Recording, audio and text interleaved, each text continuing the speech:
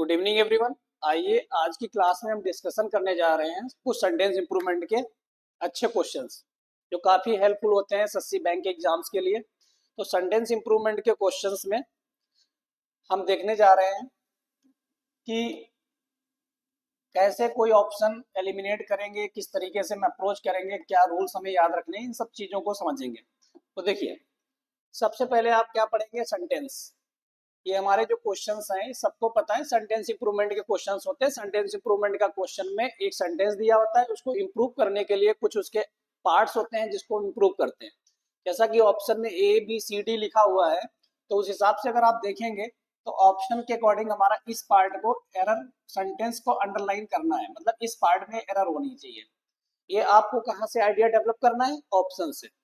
कई बार क्या होता है, अंडरलाइन दे रखा होता है तो इजी हो जाता है, नहीं दे रखा होता है तो भी हमें क्या सोचना पड़ता है कि कहाँ कौन सा पार्ट हम रिमूव करें सेंटेंस में, ये भी हमें पहले से पता होना चाहिए। तो जैसा कि सेंटेंस लिखा हुआ है, an overdose of any medicine is enough fatal. ठीक है, अब सबको पता है जो फैटल वर्ड होता है वो एडजेक्टिव होता है। फैटल के पहले कोई भी एडजेक्टिव या एडवर्ब हम लिखें, कोई भी एडजेक्टिव या एडवर्ब लिखें तो एडवर्ब या एडजेक्टिव के बाद में हम एनफ का यूज करते हैं, कभी भी एनफ का यूज एडजेक्टिव एडवर्ब के पहले नहीं करते हैं। ये बेसिक रूल आपको समझना है। तो एडजेक्टिव या एडवर्ब के बाद में एनफ का यूज किया जाता है, ना कि एडजेक्टिव एडवर्ब के पहले। तो इसका मतलब ये तो गलत है, तो नो इम्प्रूवमेंट तो होना नहीं, ये तो गलत हो गया ऑप्शन। अब हमें ये देखना पड़ता है कि ये enough fatal to a plant as to a man. कह रहा है मेडिसिन की कोई भी डोज उतनी ज्यादा खतरनाक नहीं है प्लांट के लिए जितनी कि मैन के लिए। अब इसका मतलब यहाँ पर कंपैरिजन हो रहा है। कंपैरिजन किससे हो रहा है कि medicine is fatal enough to a plant, जितनी प्लांट की और मैन के साथ। तो अगर हम कंपैरिजन शो कर रहे हैं तो कंपैरिजन शो करने के लिए कंपैरेटिव डिग्री का यूज होना चाहिए। कंपैरेटिव डिग्री है नहीं ऑप्शन में भी। दूसरा, कंपैरिजन शो करते हैं तो हम सिमिली का यूज करते हैं। सिमिली का मतलब होता है एज प्लस एज, एज का यूज। तो अगर आप देखो यहाँ पर एज लिखा हुआ है, तो ये जो एज लिखा है तो इसका मतलब इसके साथ में हमें एज यूज करना पड़ेगा दूसरा। तो अगर देखा जाए तो इसमें शो है, ये नहीं होगा, ये नहीं होगा। ऑप्शन नंबर जो दिया हुआ है एज फैटल, ये आंसर है। An overdose of any medicine is as fatal to a plant as to a man. ठीक है, फिर से समझ लो। An overdose of any medicine is as fatal to a plant as to a man. तो कहने का मतलब ये है कि जब भी हम कंपैरिजन करते हैं तो कंपैरेटिव डिग्री या सिमिली का यूज करते हैं। कंपैरेटिव डिग्री ऑप्शन में है नहीं तो उसको आप एलिमिनेट कर दीजिए। बचा कौन सा स्ट्रक्चर, सिमिली। सिमिली को बनाने का तरीका होता है एज एज। जैसे मैंने कहा Mohan is as fast as his brother. ठीक है, तो फास्ट का ये देखो कंपैरिजन हो गया एज फास्ट एज। तो ये कंपैरिजन करने के लिए किसका, मोहन का उसके ब्रदर से। जब मोहन का उसके ब्रदर से कंपैरिजन किया तो हमने सिमिली का यूज किया। ये सिमिली स्ट्रक्चर है। तो कहने का मतलब ये है कि जब भी हम कंपैरिजन करते हैं तो कंपैरिजन करते समय कंपैरेटिव डिग्री या सिमिली का यूज कर लेते हैं। कंपैरेटिव डिग्री है नहीं तो ऑप्शन में बचा क्या, सिमिली। सिमिली का यूज कर लिया। पहला क्वेश्चन हो गया। क्वेश्चन नंबर दूसरे की तरफ चलते हैं। दूसरा क्वेश्चन आपके सामने ये दिया हुआ है, there is nothing quite miserable than illiteracy in youth. ठीक है, there is nothing quite miserable than illiteracy in youth. अब देखो इस सेंटेंस को ध्यान से देखो, यहाँ पे देन लिखा हुआ है। देन क्या करता है, देन के साथ जो भी हम एडजेक्टिव, ये एक एडजेक्टिव यूज किया गया है। अब हमें पता है देन के साथ में जो एडजेक्टिव लिखा जाएगा वो कंपैरेटिव डिग्री में लिखा जाना चाहिए। कौन सी डिग्री में, कंपैरेटिव डिग्री में। क्योंकि ये कंपैरेटिव डिग्री है नहीं, क्वाइट के साथ लिखा हुआ है। कंपैरेटिव डिग्री बनाने के लिए मोर का यूज करना पड़ता है। तो ये सारे ऑप्शंस आपके गलत हो गए। ऑप्शन नंबर बी करेक्ट हो गया, more miserable. There is nothing more miserable than illiteracy in youth. तो बहुत इजी क्वेश्चन था। क्या करना था, ये देखो देन लिखा है। देन क्या शो करता है, कंपैरिजन। कंपैरेटिव डिग्री चाहिए, क्वाइट के साथ में कंपैरेटिव डिग्री बनती नहीं, एज के साथ बनेगी नहीं, वेरी के साथ बनेगी नहीं, मोर के साथ कंपैरेटिव डिग्री बनती है। तो ऑप्शन नंबर कौन सा हो गया, बी। बहुत इजी क्वेश्चन था। Next question, Netaji was by far a great man of India. Netaji was by far a great man of India. बहुत इजी क्वेश्चन ये भी है। अब आप देखो, by far a great man, ये आपका अंडरलाइन पार्ट है, इसमें आपको करेक्शन करना है। तो आप सबको पता है कि बाय फार जो वर्ड लिखा होता है ना, बाय फार, ठीक है, इसके साथ में हम सुपरलेटिव डिग्री का यूज करते हैं। कौन सी डिग्री? Superlative degree. ये एडजेक्टिव चैप्टर में आपको पढ़ने को मिलता है। तो बाय फार का यूज हम सुपरलेटिव डिग्री के साथ करते हैं। तो अगर सुपरलेटिव डिग्री देखिए तो ये ऑप्शन में है नहीं, इसमें है नहीं, और ये आंसर है। The greatest man, Netaji was by far the greatest man of India. Easy question है, काफी इजी क्वेश्चन है, ठीक है। तो इसमें आपको क्या याद रखना है, बाय फार का वर्ड का यूज हम सुपरलेटिव डिग्री के साथ में करते हैं, ठीक है। जैसे आप लोगों ने सुना होगा, अदर है, रादर है, ठीक है, इनका यूज हम करते हैं मच है, कंपेरेटिव डिग्री के साथ। ये कंपेरेटिव डिग्री के साथ में यूज करने वाले वर्ड्स होते हैं, ठीक। इनके साथ में पॉजिटिव या सुपरलेटिव वर्ड यूज नहीं कर सकते आप। वैसे ही आपको याद रखना है, बाय फॉर के साथ में हम कौन सा वर्ड यूज करेंगे, सुपरलेटिव डिग्री का एडजेक्टिव यूज करेंगे, हमेशा याद रखना। चलो नेक्स्ट क्वेश्चन क्या लिखा है, hardly had he finished his lunch then the phone rang. अब ये सेंटेंस में आपको बताना है, जैसा कि क्वेश्चन से ही आपने गेस किया होगा कि देन जो है उसकी जगह पे आपसे पूछा जा रहा है। क्या पूछ रहा है, hardly had he finished his lunch then the phone rang, ठीक है।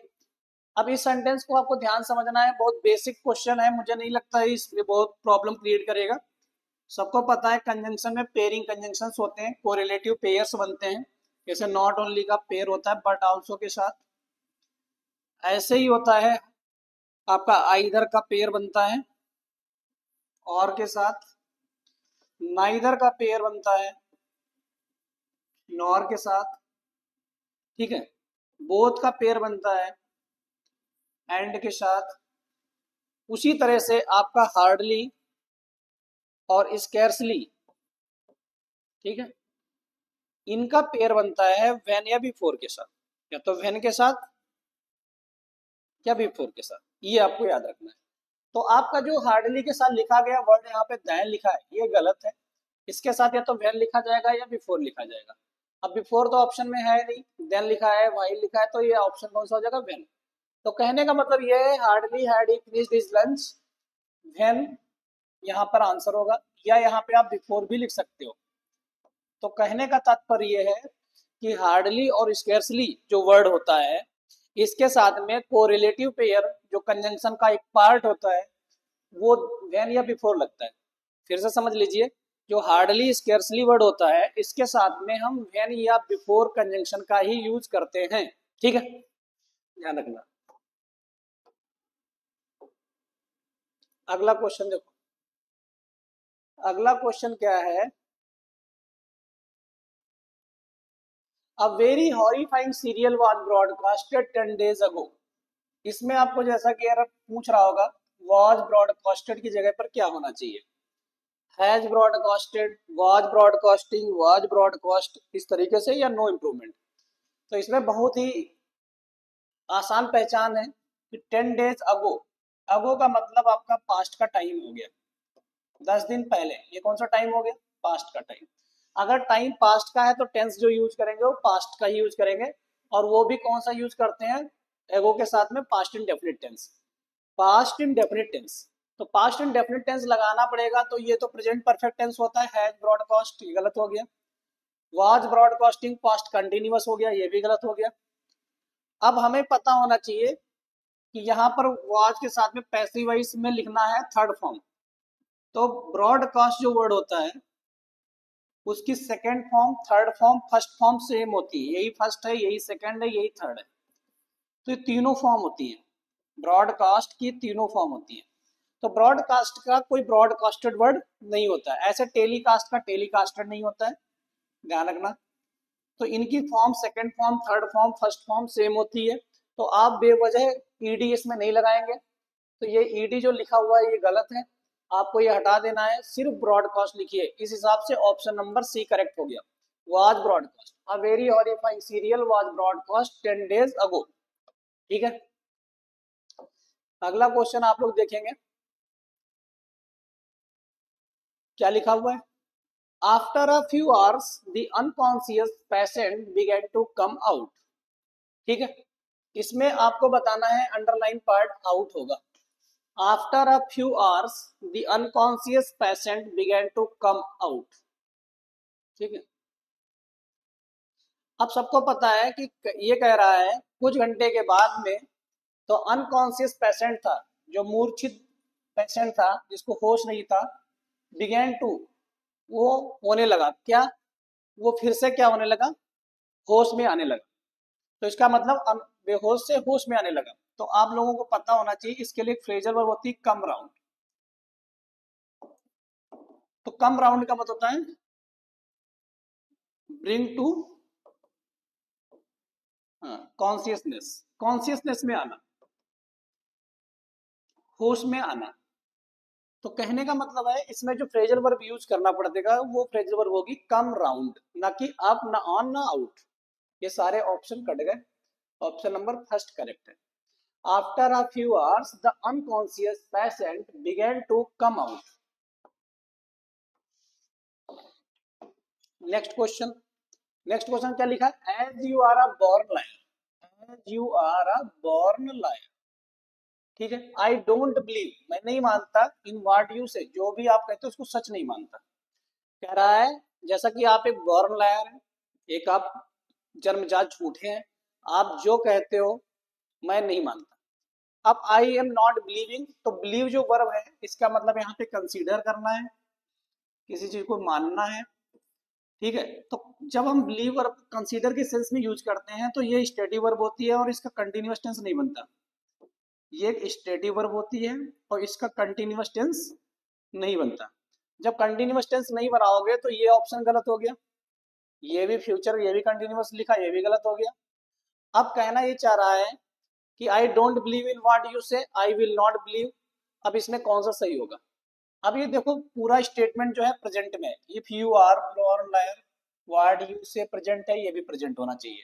तो कहने मतलब बेवजह आप फ्यूचर में इसको यूज नहीं करेंगे, क्योंकि पूरी स्टेटमेंट एक फैक्ट बता रहा है, एक जनरल स्टेटमेंट बता रहा है, प्रेजेंट इन डेफिनेट टेंस में लिखा जाएगा।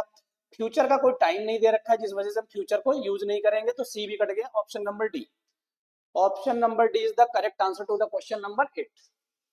ठीक है, फिर से समझ लो विल नॉट बिलीव क्यों नहीं होगा, क्योंकि इसमें फ्यूचर का कोई रेफरेंस नहीं है, फ्यूचर का कोई संकेत नहीं है। As you are a born liar, ये भी प्रेजेंट है। आई इन व्हाट यू से जो लिखा है ये भी प्रेजेंट है, से फर्स्ट फॉर्म। तो यहाँ पे जो यूज करोगे वो प्रेजेंट यूज करोगे, पास्ट यूज करने की या फ्यूचर यूज करने की जरूरत नहीं है। ठीक है,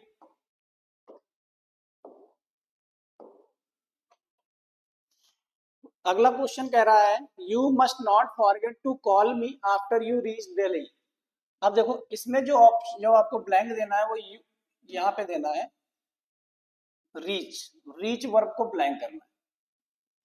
अब रीच वर्ब के जगह पर आपको सेंटेंस को देखना है कौन सा ऑप्शन इंप्रूव हो सकता है इस हिसाब से।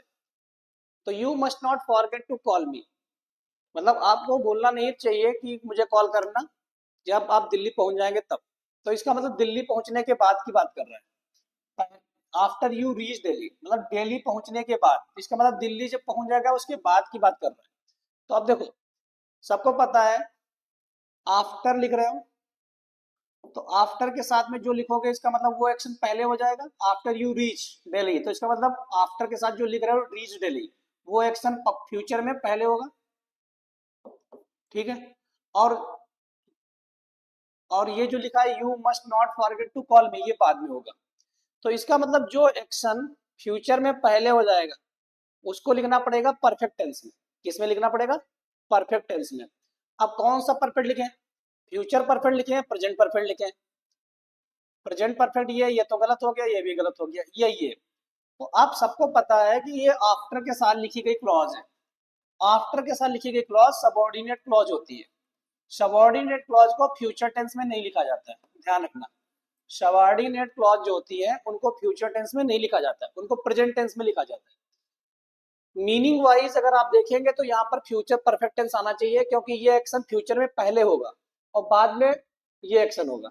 तो कहने का मतलब ये है कि फ्यूचर में जो पहले एक्शन हो जाएगा वो उसको हम लिखना पड़ता है जनरली फ्यूचर परफेक्ट में, अगर वो सबऑर्डिनेट क्लॉज ना बनाए। लेकिन आफ्टर के साथ लिखी गई क्लॉज सबऑर्डिनेट होती है, सबऑर्डिनेट क्लॉज के साथ में हमको प्रेजेंट परफेक्ट टेंस लिखना पड़ेगा, ना कि फ्यूचर परफेक्ट टेंस, इसलिए ऑप्शन नंबर सी सही है और ये भी गलत हो गया।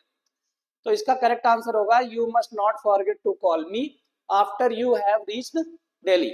After you have reached Delhi, ये करेक्ट आंसर है। ठीक है, अगला क्वेश्चन देखो, इजी क्वेश्चन है काफी। Rohan died of a wound and not from cancer. क्या लिखा हुआ है? Rohan died of a wound not from cancer. अब देखो बहुत इजी होता है, जो डाई वर्ब होती है मरना, अगर हम किसी बीमारी से मरते हैं तो ऑफ प्रीपोजिशन लगाया जाता है, डाई ऑफ डिजीज।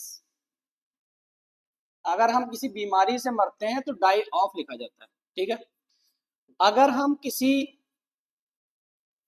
अदर बीमारी छोड़ के कोई और रीजन से मरे अदर देन डिजीज, जैसे हार्ट अटैक से मर जाए, बिजली के करंट से मर जाए, ठीक है, अटैक पड़ जाए उससे आदमी मर जाए, या इलेक्ट्रोक्यूशन हो जाए,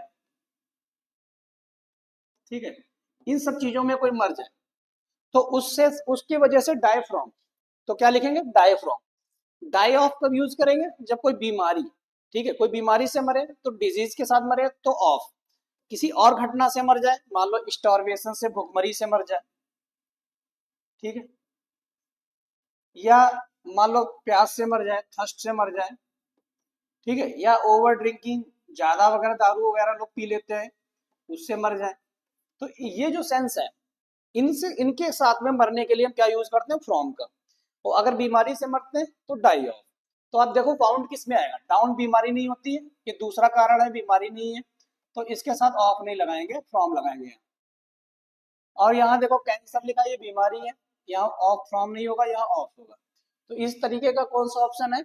तो इसमें ऑप्शन पाओगे, ठीक है, तो ऑप्शन पहला सही है, from a wound and not of cancer. इसमें ऑफ फ्रॉम ही लिखा है, ऑफ होना चाहिए था, तो ऑप्शन नंबर ए सही है, बाकी सारे ऑप्शन गलत। तो आपको फिर से याद रखना है कि अगर हम बीमारी से मरते हैं तो ऑफ, और अगर हम किसी दूसरे कारण की वजह से मरते हैं तो उसके साथ में प्रीपोजिशन फ्रॉम का यूज करना है, सभी को याद रखना है। नेक्स्ट क्वेश्चन देखो, बहुत इजी क्वेश्चन है, nipped at the bud. Nipped at the bud,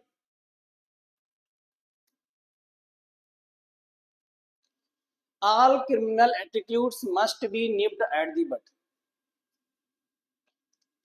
ठीक है, अब सबको ये बात पता होगी, एक ईडियम होता है, एक ईडियम होता है मुहावरा, जिसको बोलते हैं nip in the bud. Nip in the bud, ठीक है, इस ईडियम का मतलब होता है किसी भी प्रॉब्लम को शुरुआत में ही खत्म कर देना, to destroy a problem in the starting.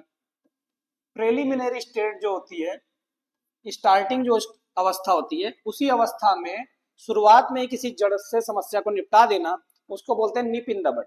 तो निप इन द बड का मतलब होता है किसी समस्या को शुरुआत में ही खत्म कर देना, उसको आगे नहीं बढ़ने देना। तो अगर ये बात है तो इसके लिए निप निप ऐड नहीं होगा, ना टू होगा, ना कौन होगा, तो आपको याद रखना निप in the bud, in preposition आएगा, बाकी सारे ऑप्शंस गलत है। तो निप इन द बड का मीनिंग आपको याद रखना है किसी भी प्रॉब्लम को शुरुआत में ही खत्म कर देना, ये निप इन द बड का मीनिंग होता है। ठीक है, तो ये निप इन द बड के मीनिंग को याद रखना है सभी को। अगला क्या क्वेश्चन दे रखा है? Each village adopted by the club was provided by electric supply. ठीक है, क्या लिखा हुआ है? Each village adopted by the club, club के द्वारा हर एक विलेज को जो अडॉप्ट किया गया, was provided by electric supply. अच्छा देखो, अगर हम प्रोवाइड वर्ब लिख रहे हैं तो प्रोवाइड क्या किया जा रहा है, तो उसके साथ में विद लिखो। प्रोवाइड विद पैसिव है, इसमें विद का यूज करते हैं समथिंग के लिए। जब हम प्रोवाइड वर्ब को पैसिव में यूज करते हैं, जैसे यहाँ पे पैसिव वॉइस लिखा हुआ है, वाज प्रोवाइडेड बाय, तो जब पैसिव स्ट्रक्चर लिखते हैं तो प्रोवाइड जो चीज करते हैं उसके साथ विद लिखा जाता है। जो पर्सन करता है provide, provide by someone. Someone का मतलब कोई पर्सन, अगर पर्सन कोई चीज दे रहा है तो बाय लिखो पैसिव वॉइस में, और अगर कोई थिंग दी जा रही है तो विद लिखो। अभी इसका मतलब क्या है, हर विलेज जो अडॉप्ट क्लब के द्वारा अडॉप्ट किए गए उनको प्रोवाइड किया गया क्या, इलेक्ट्रिक सप्लाई। इलेक्ट्रिक सप्लाई क्या है, समथिंग, समथिंग है तो बाय नहीं आएगा, यहाँ पर क्या आएगा, with. Each village adopted by the club was provided with electric supply. अगर यहाँ पे लिख दे club member, club club member, अगर ये हम लिख दें तो यहाँ पर क्या हो जाएगा, विद नहीं आएगा, फिर बाय आएगा।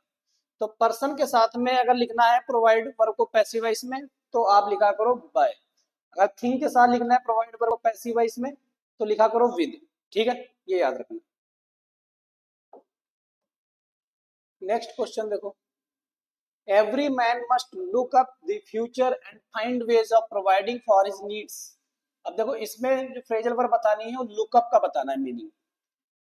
Every man must look up the future, her person को अपना फ्यूचर तलाशना चाहिए और फाइंड वेज और तरीके ढूंढने चाहिए प्रोवाइडिंग फॉर हिज नीड्स, अपनी नीड्स को प्रोवाइड करने के लिए। तो देखो लुकअप जो वर्ड होता है लुकअप, इसका मतलब होता है to search for a meaning word in dictionary.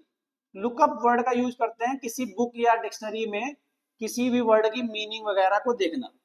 ठीक है, लुकअप वर्ड का मतलब होता है किसी वर्ड में, किसी किसी डिक्शनरी के अंदर किसी वर्ड की मीनिंग को देखना। ये समझ में ये आना चाहिए, ये फ्रेजल वर्ब सिर्फ लगता है लुकअप उसी सेंस में। Lookup a word, lookup the meaning of this word into dictionary, इस वर्ड को आप डिक्शनरी में देखिए। तो लुकअप का मतलब होता है देखना किसी वर्ड मीनिंग को, किसमें, किसी डिक्शनरी वगैरह में। लेकिन वो यहाँ सेंस है नहीं। फ्यूचर में आपको हर किसी को क्या करना चाहिए, फ्यूचर की तलाश करनी चाहिए। तो ये तो वर्ड डिक्शनरी वगैरह में तो नहीं देखेंगे। तो क्या तलाश करने की मीनिंग क्या होती है, लुक फॉर। लुक फॉर का मतलब होता है सर्च फॉर, सर्च फॉर तलाश करना, फाइंड करना। लुक इन, लुक टू, ये सारे ऑप्शंस गलत हो गए। तो आपको क्या याद रखना, every man must look for the future, future की तलाश करनी चाहिए, फ्यूचर की अपॉर्चुनिटी खोजनी चाहिए। ठीक है, अगला क्या लिखा है, When Seema was 14, she sat, यहाँ पे sat जो लिखा हुआ है ये अंडरलाइन, शायद the entrance examination for senior secondary, senior secondary होना चाहिए था, सीनियर सेकेंडरी। ठीक है, अब इस क्वेश्चन को आप देखो ध्यान से, क्या लिखा है, जब सीमा 14 की थी वो एंट्रेंस एग्जाम में बैठी सीनियर सेकेंडरी के लिए। तो अगर कोई अपीयर होता है तो अपीयरेंस के लिए हम क्या यूज करेंगे, जो अपीयर करते हैं किसी एग्जाम में बैठते हैं तो उसके लिए क्या यूज करेंगे, C SAT the entrance examination for senior secondary. तो इसका आंसर होगा सी सैट फॉर, वो किसी वजह से बैठना एग्जाम में, तो sat for sit for, sit for, he is sitting for the matric examination, he is sitting for the matric examination, मतलब he is appearing for the matric examination, matric examination के लिए अपीयर कर रहा है। और आज का लास्ट क्वेश्चन है, the mother could not help but cry at his behaviour. इसमें बट के बाद में क्राई लिखा है, इसको अंडरलाइन किया है। क्राइंग करें, बट क्राइंग करें, क्राई करें, नो इम्प्रूवमेंट करें। तो आप लोगों को पता होना चाहिए एक बहुत अच्छा फ्रेजल वर्ब, ये फ्रेज होती है verb phrase, could not help. अगर ये लिखा हो तो इसके साथ में वर्ब लिखी जाती है आईएनजी फॉर्म में। ठीक है, और अगर हम लिख दें कुड नॉट हेल्प बट, तो इसके साथ लिखना पड़ता है वर्ब फर्स्ट फॉर्म में। दोनों का ही मीनिंग होता है to to be enable to oppose one self, अपने आप को किसी काम से रोक ना पाना, अपने आप को किसी भी चीज से रोक ना पाना। तो मदर जो है वो चिल्लाने से अपने आप को रोक नहीं पाई, उसके व्यवहार पे, उसके बिहेवियर पर अपने आप को चिल्लाने से रोक, रोने से रोक नहीं पाई। ठीक है, ये मीनिंग हुआ। तो अगर हम इसका मीनिंग ये निकालेंगे तो कुड नॉट हेल्प के साथ बट लिखा, बट के बाद में वर्ब की फर्स्ट फॉर्म आनी चाहिए जैसा कि दे रखा है, तो इसमें कोई करेक्शन नहीं होगा, नो इम्प्रूवमेंट है आंसर इसका। ठीक है, तो I hope all of you will have understood these words very well.